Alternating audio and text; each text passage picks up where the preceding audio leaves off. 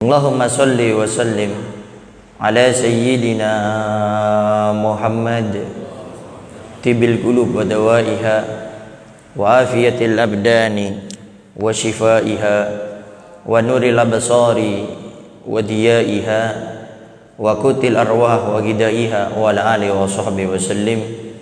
Allahumma ja'al sarirati khairan minal niyati wa ja'al niyati salihah, amma ba'du.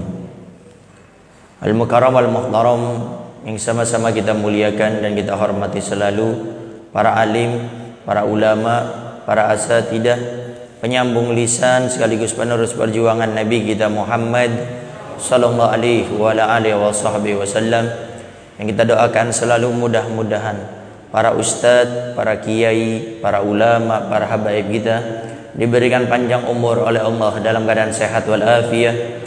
Allah Subhanahu wa taala berikan kemudahan kepada beliau, baik itu urusan dunia maupun urusan akhiratnya. Allah Subhanahu wa taala jauhkan beliau-beliau semuanya daripada fitnah yang terjadi di akhir zaman ini, insyaallah. Amin. Amin ya rabbal alamin. Dan juga tidak mengurangi rasa hormat kami kepada segenap para tokoh masyarakat, para ustadz, para kiai, para ajengan, dan juga segenap para orang tua kami, para bapak dan ibu-ibu, para hadirin wal hadirat yang dimuliakan oleh Allah Subhanahu wa taala. Alhamdulillah, pada subuh kali ini Allah Subhanahu wa taala masih memberikan kepada kita keistiqomahan, kemudahan untuk bisa melaksanakan sholat subuh berjamaah. Mudah-mudahan Allah Subhanahu wa taala selalu memberikan kepada kita keistiqomahan dalam melaksanakan perintah-perintahnya dan meninggalkan segala sesuatu yang dibenci oleh Allah Subhanahu wa taala. Karena orang istiqomah itu, Pak Bu, tidak mudah. Terkadang orang tatkala melakukan satu amal tidak istiqomah itu gampang. Tapi tatkala orang itu akan masuk ke bab istiqomah, itu cobaannya besar. Apalagi di saat, kalau kita boleh jujur, di pandemi pada saat ini. Orang sebelum pandemi ke masjidnya rajin, ke musolanya. Tapi setelah pandemi, kadang-kadang pandemi dijadikan alasan. Tapi kalau mencari dunia, tidak banyak alasan. Walaupun pandemi, dihajar saja. Seakan-akan kalau di masjid, di musola ini ada corona. Kalau di luar, di pasar, di tempat kerjaan kita, nggak ada corona. Ini kita harus jujur kepada Allah Subhanahu wa taala. Jangan sampai kita tidak menjadi orang yang jujur, mengatakan adanya pandemi corona sehingga menjadi alasan untuk tidak ke masjid, ke musola, ke majelis taklim. Tapi kalau ke pasar tetap kita bekerja mencari nafkah di sana. Nah, sehingga inilah yang Allah sudah firmankan dalam Al-Quran, alladzi khalaqal mauta wal hayata liyabluwakum ayyukum ahsanu amala. Jangan-jangan pandemi ini termasuk salah satu ujian untuk Allah melihat siapa sih hamba-hambaku yang mereka akan saya muliakan, dan siapa yang akan jadikan mereka hamba yang biasa bahkan dihinakan oleh Allah Subhanahu wa taala. Dalam surah Al-Mulk yang sering kita baca, di ayat kedua Allah sudah firmankan tadi, alladzi khalaqal mauta wal hayata. Allah Subhanahu wa taala yang menciptakan kematian dan kehidupan bagi setiap hambanya. Untuk apa Allah ciptakan kematian dan kehidupan? Liyabluwakum, untuk menguji di antara kalian. Untuk apa fungsi ujian Allah berikan kepada hambanya? Ayyukum ahsanu amala, siapa yang paling baik di antara kalian. Sebelum adanya pandemi corona, masjid kita, musola kita, majelis kita ramai. Tapi setelah pandemi dan corona, jangan sampai masjid kita, musola kita, majelis taklim kita menjadi sepi. Tapi kalau kita ke pasar mencari pekerjaan, mencari nafkah, pandeminya seakan-akan hilang. Disinilah kita perlu kejujuran. Jangan-jangan pandemi ini menjadikan kita mulai direndahkan oleh Allah Subhanahu wa taala. Kadar iman kita ini bukan iman kepada Allah, tapi iman kepada uang, jangan-jangan. Iman kepada yang namanya harta. Buktinya kalau ke masjid bisa jadi alasan, tidak ke masjid, tidak ke musola, tidak ke majelis taklim. Tapi kalau ke pasar, kenapa kita tetap saja ke pasar? Kalau ke toko, tetap aja ke toko. Hubungan sama manusia, tetap hubungan manusia. Harusnya kalau hubungan kepada Allah kita makin kencang. Yang namanya tawakal itu, ya dia tetap berusaha, tidak meremehkan adanya pandemi, tapi tetap dia bergantungnya kepada Allah. Jadi antara usaha ikhtiar juga tawakal itu harus berbarengan. Jadi bukan cuma kita berdoa tanpa adanya usaha, atau usaha tanpa adanya berdoa. Oleh karenanya kita bersyukur kepada Allah, di subuh kali ini kita masih dipilih oleh Allah Subhanahu wa taala. Apalagi kalau kita mau menengok sejenak tentang keutamaan orang yang sholat subuh, ini luar biasa. Bahkan dikatakan umat Islam itu kalau pengen berjaya, tunggu waktu mereka sholat subuhnya mulai rame, di sanalah Islam akan berjaya. Makanya sholat subuh dikatakan sholat yang pahalanya paling besar. Kenapa? Karena perjuangannya paling besar. Orang kalau sholat duhur, asar, maghrib, isya biasa rame. Coba subuh. Makanya tolak ukur masjid itu makbar ataupun tidak, itu di sholat subuhnya. Jadi kalau sampai subuhnya itu rame, DKM-nya sukses itu. Tapi kalau subuhnya belum rame, padahal warga di sekitar itu banyak, nah ini masih belum sukses DKM-nya. Karena subuh dikatani sebagai pemimpin untuk sholat-sholat yang lainnya. Kenapa? Karena paling berat. Bayangkan Nabi sampai mensabdakan raqatal qablal fajri khairun minad dunya wa fiha.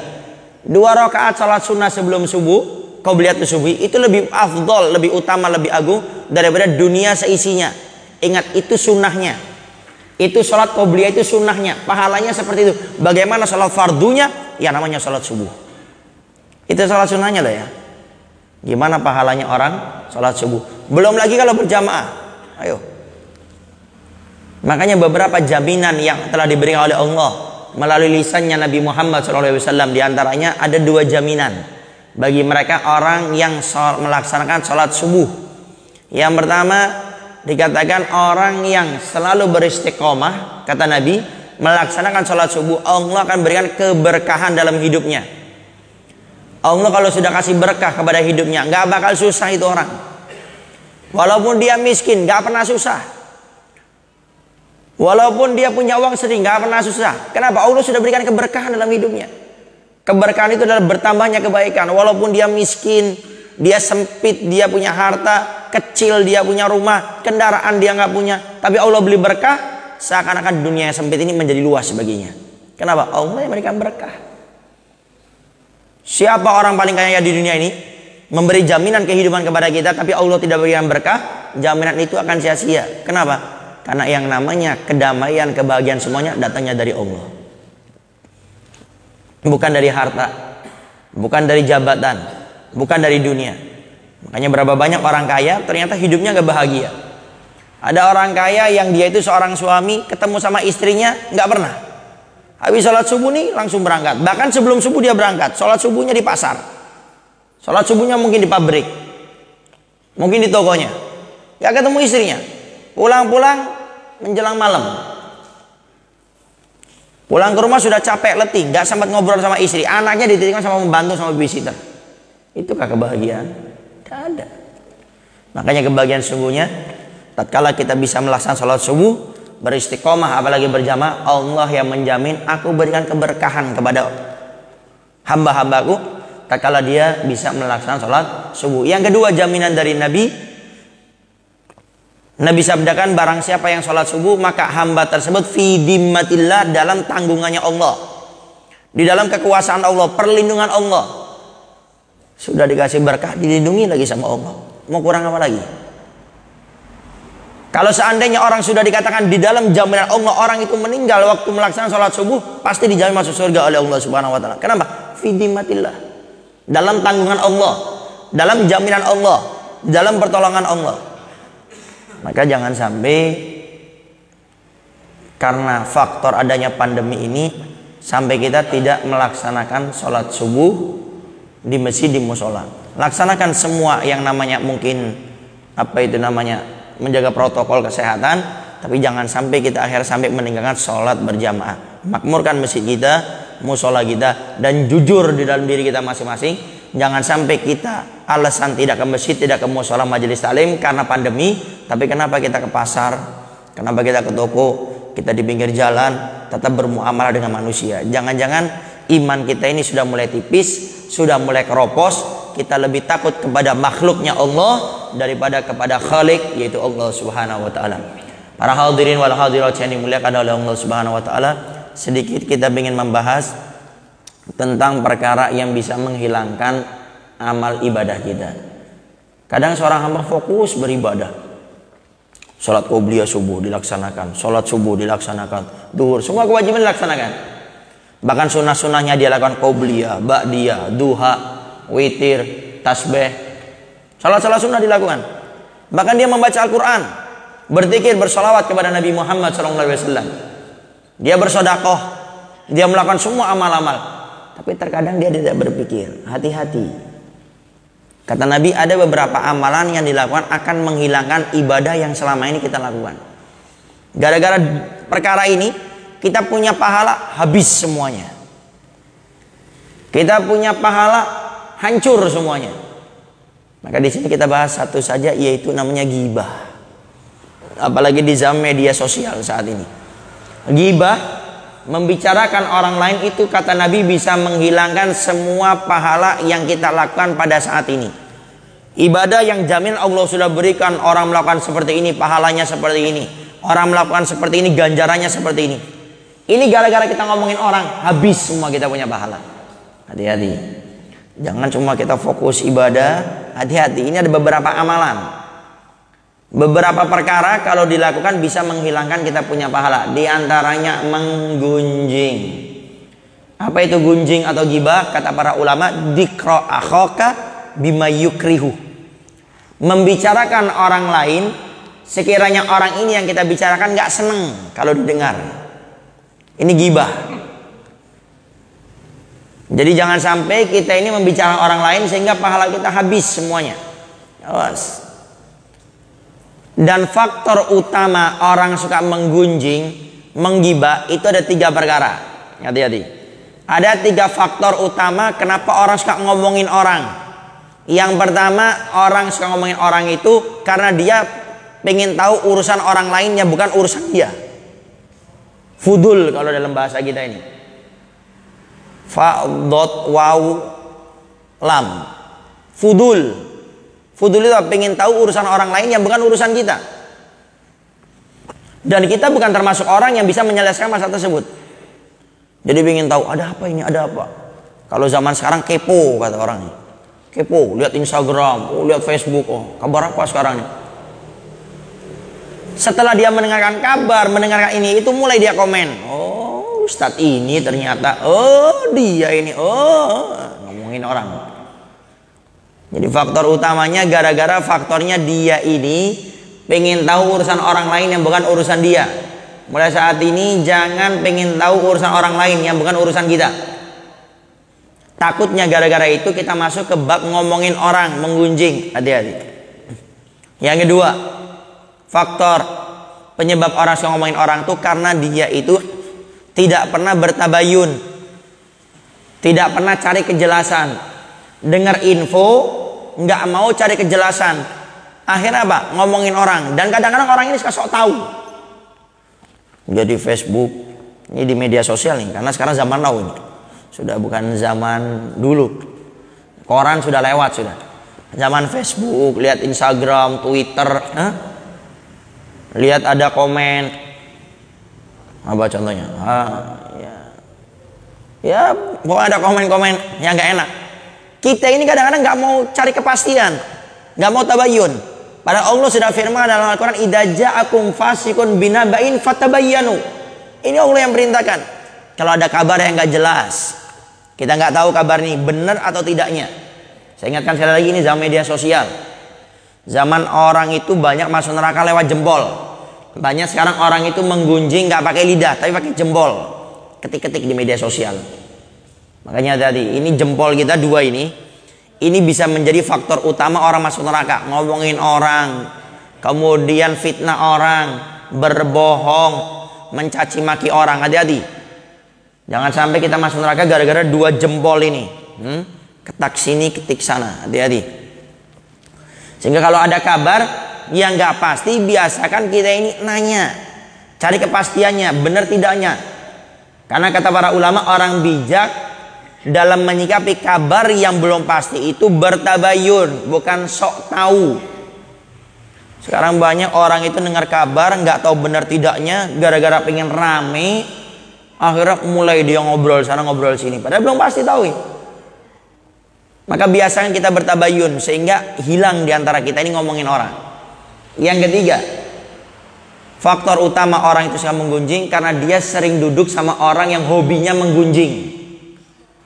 Makanya kata para ulama, kalau kita duduk dengan orang yang menggunjing, pilihannya cuma dua, nggak ada tiga, nggak ada empat, dua saja. Nggak pakai tawar ini, harga kuburan, nggak pakai tawar-tawar ini. Yang pertama, ingatkan mereka, tolong jangan ngomongin orang ya. Ingatkan. Kalau sudah diingatkan ternyata dia tidak bisa, pilihan yang terakhir yang kedua, jangan duduk sama mereka. Gak usah duduk sama mereka. Ingat, beb, saya nggak pernah ngomongin orang, tapi saya pecinta mendengar orang yang suka ngomongin orang. Beb, saya nggak pernah ngomongin orang, cuma saya selalu di grup WhatsApp itu saya ngelihat orang yang suka ngomongin orang. Beb, saya nggak pernah ngomongin orang, tapi saya suka nonton acara gosip yang ngomongin orang. Ini kata para ulama dosanya sama. Jadi ibu-ibu hati-hati, habis sholat subuh pulang ke rumah jam setengah 7, jam 7 buka TV nonton acara gosip, habis pahala kita ini. Maka hati-hati ya bapak, hati-hati nih yang punya istri hobi nonton gosip.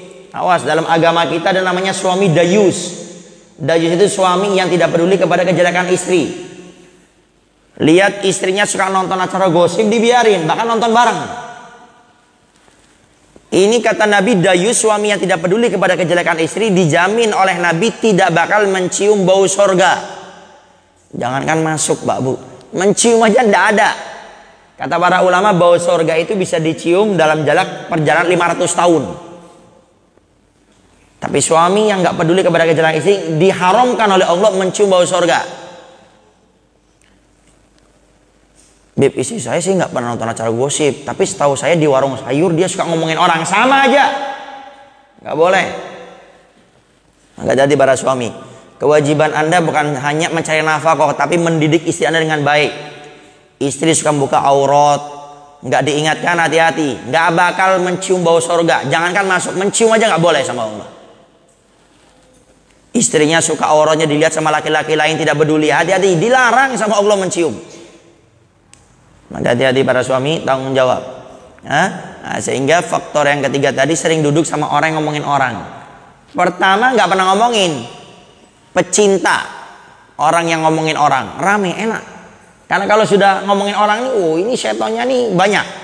Makanya biasanya di warung sayur ibu-ibu tuh lama, izin sama suaminya, bang izin bang, kemana ke warung sayur, beli apa? Ya beli tempe, tahu, terong. Berangkat jam 7, pulang jam 11. 4 jam di warung sayur. Kenapa deko lama? Saya nunggu kopi nih nggak jadi. Oh iya bang, belinya sedikit bang, cuma bumbu ngomongin orangnya banyak di sana. Maka jadi suami harus mengingatkan. Kemudian ancaman bagi orang yang ngomongin orang, hati-hati. Apa itu kata Nabi? Habis kita punya pahala. Kata Nabi, orang yang membicarakan orang lain, pahalanya akan diberikan kepada orang yang dia membicarakannya. Jadi kita ngomongin orang, pahala kita selama ini akan habis diberikan kepada orang tersebut. Jadi capek-capek kita beribadah, pahalanya habis. Sama ada orang kerja di pabrik, di toko, di satu tempat, dari tanggal pertama sampai akhir itu mau dikasih gaji, semuanya dapat gaji kecuali kita nggak dikasih gaji. Enak nggak? Enaknya luar biasa. Nggak terima, ribut-ribut di tempat. Ini baru duit. Di akhirat kita butuh pahala, pahalanya habis diberikan sama orang lain. Makanya kata Nabi, di hari kiamat itu ada seorang hamba diberi amal kitabnya sama Allah, dibaca, loh kok ada pahala baca Quran, ada pahala sholat tahajud, sholat berjamaah, sodako. Komplain, ya Allah maaf, kayaknya ini salah amalan kitab. Loh ini kitabmu. Tidak ya Allah, saya seumur hidup ini jarang baca Quran, kok banyak banget pahala baca Quran. Sodako apalagi, saya orang miskin bukan orang kaya. Berjamaah jarang saya berjamaah. Ini pahala dari mana ya Allah? Kata Allah, di luar sana ada orang yang hobinya membicarakan kamu, sehingga pahala dia semuanya saya kirimkan kepada kamu. Makanya kalau ada orang yang ngomong kita harusnya bersyukur, jangan marah. Pak, di sana tuh ada orang ngomongin bapak. Oh yang benar, mana rumah? Oh ini, ayo datang ke sana. Ngapain? Saya mau ngasih duit amplop sama dia. Saya mau kasih biskuit. Loh, kenapa? karena dia ngomongin saya di akhirat itu menjadi celengan untuk saya. Senang harusnya, kasih duit kalau perlu. Tapi Nabi lanjutkan, ada orang dikasih amal kitabnya oleh Allah, dia komplain, ya Allah, mana pahala saya ngaji, pahala saya berzikir, pahala sholat berjamaah, mana pahalanya? Kata Allah, ini amal kitabmu. Pahalanya mana ya Allah? Pahalanya saya berikan kepada orang di luar sana karena kamu suka membicarakan dia. Habis pahalanya. Maka hati-hati. Apalagi kita hidup zaman now, jangan suka ngomongin orang, jangan pengen tahu urusan orang. Kalau ada yang nggak jelas, bertabayun, cari kejelasannya. Jangan sering duduk sama orang yang ngomongin orang. Insya Allah selamat kita dari fitnah akhir zaman daripada ngomongin orang.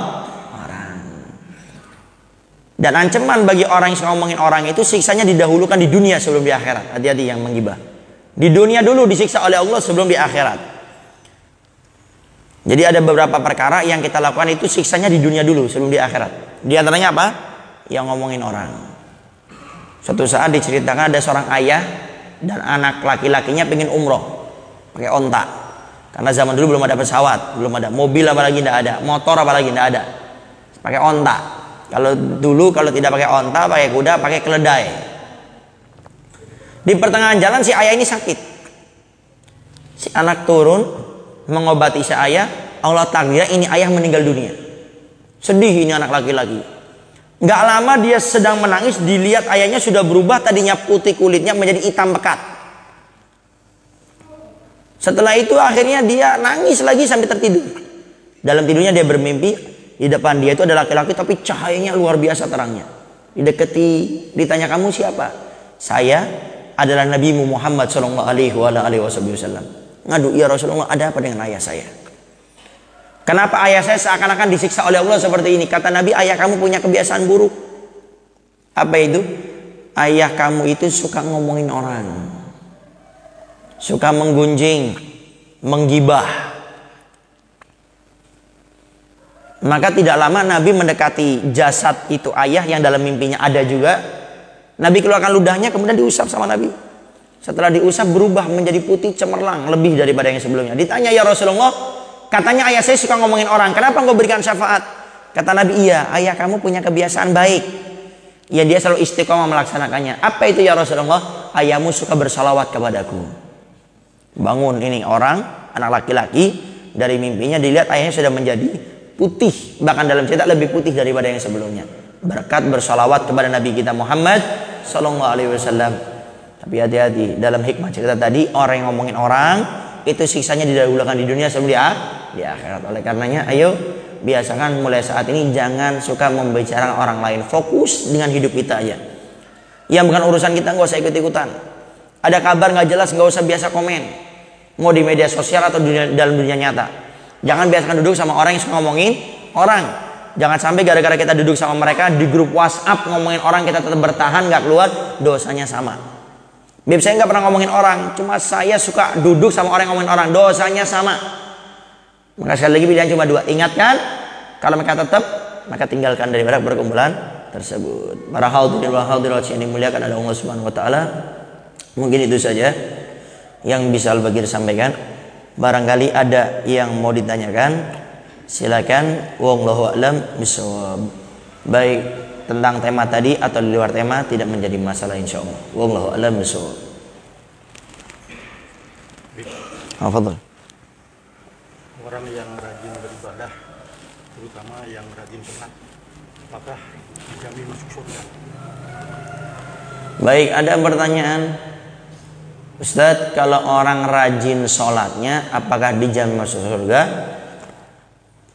Maka di sini dilihat dulu. Memang ada hadis dari Nabi, dikutip di hadis Arba'in Nawawiyah. Nabi pernah ditanya, ya Rasulullah, kalau kami cuma melaksanakan yang fardu saja, sholat 5 waktu kami jalankan, puasa bulan Ramadan kami jalankan, zakat kami jalankan, haji bagi yang mampu kami jalankan, dan kami tidak melakukan dosa sedikit pun, apakah kami masuk surga? Kata Nabi, iya, kamu akan masuk surga. Jadi kalau kita fokus melaksanakan yang wajib dan fokus meninggalkan yang haram, Nabi jamin iya kamu masuk surga. Nah, cuma pertanyaannya ini, kalau kita sholat dosanya jalan enggak ini? Jangan sampai apa? Ada istilah STMJ, apa itu? Sholat terus maksiat jalan. Nah ini juga dipertanyakan yang seperti itu. Jadi intinya kalau dia fokus yang wajib, tapi dia tidak melakukan yang haram, dijamin sama Nabi masuk surga. Tapi pertanyaannya, kita sholat terus tapi maksiat jalan, ya belum tentu masuk surga. Afan dalam artian belum tentu masuk surga ini, belum tentu dia akan langsung masuk surga.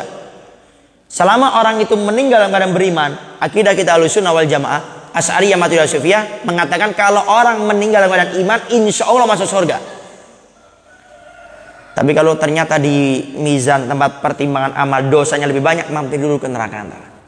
Ziarah ke neraka sebentar, mampir. Setelah selesai, dibersihkan dia punya dosa, baru dimasang ke surga. Tapi kalau amal ibadahnya lebih banyak daripada dosanya, maka dia masuk surga langsung tanpa perlu berkunjung ke neraka. Mungkin yang dimaksudkan di sini, Allah sudah berfirman, as-salatu tanha 'anil fahsya wal munkar. Salat itu mencegah orang itu adalah fahsya, kejelekan, wal munkar, kemungkaran. Artinya apa? Orang yang salatnya khusyuk, salatnya selalu menghadirkan Allah, bukan salat ingat dagangan, ingat kacang hijau, ingat mie goreng, ingat apa lagi? Beras, ingat sinetron, main bola. Ini nggak masuk yang seperti ini. Yang dikatakan salat mencegah kemungkaran dan kejelekan itu orang yang salatnya khusyuk. Salat khusyuk itu apa? Salat yang hanya memikirkan Allah, tidak ada pikiran yang lainnya. Nah, orang yang khusyuk itu baru dia akan tercegah daripada semuanya. Jadi intinya orang kalau cuma salat belum tentu menjamin dia langsung masuk surga. Tapi kalau dia bisa memastikan kewajiban yang lainnya dia lakukan, dosa semuanya mereka tinggalkan, dijamin Nabi masuk surga. Wallahu a'lam bishawab. Fadhal lagi nih. Ibu-ibu boleh nanya. Kalau sholat jadi makmum, kalau nanya boleh jadi imam lah duluan. Ada lagi? Kalau tidak ada kita cukupkan. Fadhal. Waalaikumsalam warahmatullahi wabarakatuh. Allahumma shalli alaihi wa ala alihi wasallam. Apakah betul itu fadilah-fadilah di bulan Rajab seperti ada yang mengatakan bagaikan puasa 2 tahun atau pahalanya sampai 700 tahun? Mohon penjelasannya. Baik, kalau nggak salah hari Sabtu ya. Sabtu itu masuk awal Rajab. Sabtu masuk awal Rajab. Berarti nanti malam ini ba'da maghrib, karena perhitungan pergantian hari dalam umat Islam tahun Hijriah itu adalah masuknya waktu maghrib, sehingga ba'da maghrib ini masuk tanggal 1 Rajab. Dikatakan ada 5 waktu kalau kita berdoa akan langsung dikabulkan oleh Allah Subhanahu wa taala. 5 waktu. Yang pertama adalah tanggal 1 Rajab, malam 1 Rajab. Kemudian yang kedua malam nisfu Sya'ban. Kemudian yang ketiga malam Idul Fitri. Keempat malam Idul Adha. Dan yang satunya lagi malam Jumat kalau tidak salah. Ini 5 malam kalau kita memperbanyak doa akan cepat dikabul oleh Allah. Sehingga nanti malam ini ba'da maghrib itu perbanyak doa. Itu siapa doa di tanggal malam 1 Rajab itu doanya akan cepat dikabulkan oleh Allah Subhanahu wa taala, sehingga memperbanyak doa nanti malam. Baik, kemudian yang perlu dipahami, para ulama kita mengatakan tidak ada khususiyah yang menjelaskan bahwasanya orang beribadah puasa di setiap hari bulan Rajab mendapatkan pahala sekian. Sepengetahuan Al-Faqih itu kalau tidak salah tidak ada. Makanya hati-hati dengan hadis-hadis maudhu. Jadi hadis itu ada hadis maudhu, namanya hadis karangan manusia. Dalam ilmu mustalahul hadis, ilmu yang menjelaskan tentang masalah kategori hadis, itu disitu dijelaskan ciri-ciri hadis maudhu, hadis palsu itu perkaranya kecil tapi pahalanya selangit. Itu diantaranya. Sepengetahuan Al-Faqih, beberapa ulama juga yang kita dengarkan kajiannya tentang masalah ini, itu tidak ada hadis khusus yang menjelaskan orang berpuasa hari pertama dapat pahala 700 tahun, hari kedua sekian, itu tidak ada. Tapi yakinlah kalau kita beribadah di bulan Rajab pahalanya besar, itu aja. Jadi kaidahnya seperti ini. Ibadah yang dianjurkan dilakukan di luar bulan Rajab, masuk bulan Rajab lebih sangat dianjurkan lagi. Kenapa? Karena bulan Rajab ini adalah bulan yang sangat dimuliakan oleh Allah. Dalam Al-Quran Allah sudah tekankan, inna iddatas syuhuri indallah itsna asyara syahran fi kitabillah minha arba'atun hurum. Dalam umat Islam itu ada 12 bulan. Di antara 12 bulan itu ada 4 bulan hurum yang haram. Artinya orang di bulan tersebut sangat dianjurkan ibadah, sangat dianjurkan lagi meninggalkan dosa. 3 berbarengan, 1 terpisah. 3 berbarengan, Dzulqa'dah, Dzulhijjah, Muharram. 1 terpisah namanya Rajab. Sehingga ntar kita pada maghrib ini masuk tanggal 1 Rajab, sehingga perbanyak ibadah. Mau itu puasa, mau itu dzikir, mau itu baca Quran, mau itu bertobat, mau itu beristighfar, pokoknya perbanyak beribadah. Fokus melakukan ibadah-ibadah di bulan Rajab. Tidak usah kita terlalu berpikir masalah pahala. Akhirnya takutnya ntar ibadahnya semangat di bulan Rajab, bulan Syaban lupa. Makanya kata Nabi, banyak umatku bulan Sya'ban, kata Nabi, diapit dengan 2 bulan yang mulia, Rajab dan Ramadan. Sehingga banyak umatku di bulan Sya'ban ini lupa untuk beribadah. Nah, sehingga jangan sampai gara-gara kita fokus Rajab, bulan Sya'ban mulai malas beribadah. Tinggal bagaimana saat ini kita fokus beribadah, pahalanya kita serahkan oleh Allah Subhanahu wa taala. Wallahu a'lam bishawab. Baik, ibu-ibu mau nanya? Nah, cukup ya? Jadi makmum ya. Nah, baik, mungkin itu saja yang bisa Al-Bagir sampaikan.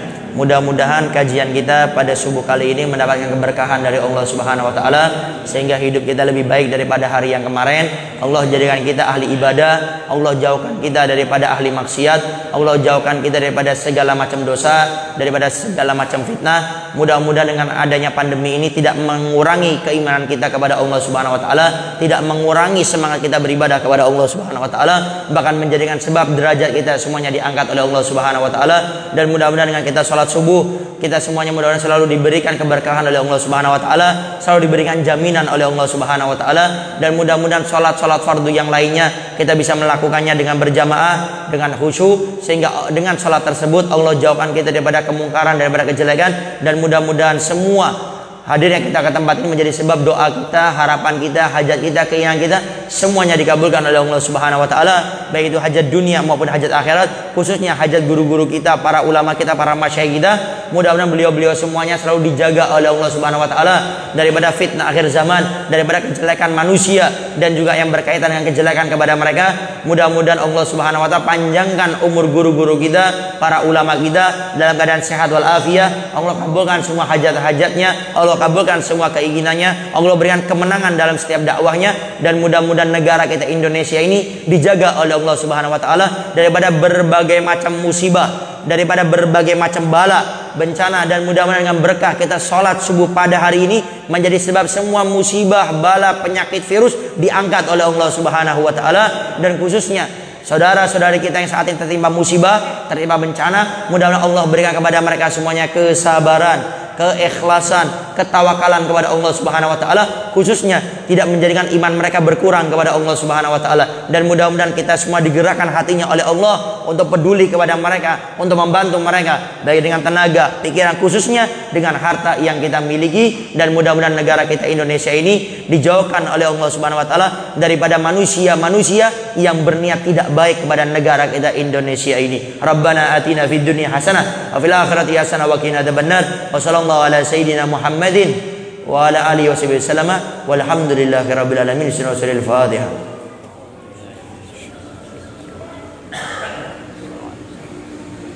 Kurang lebihnya Al-Bagir minta maaf dan mohon doanya selalu. Akhirul kalam. Assalamualaikum warahmatullahi wabarakatuh.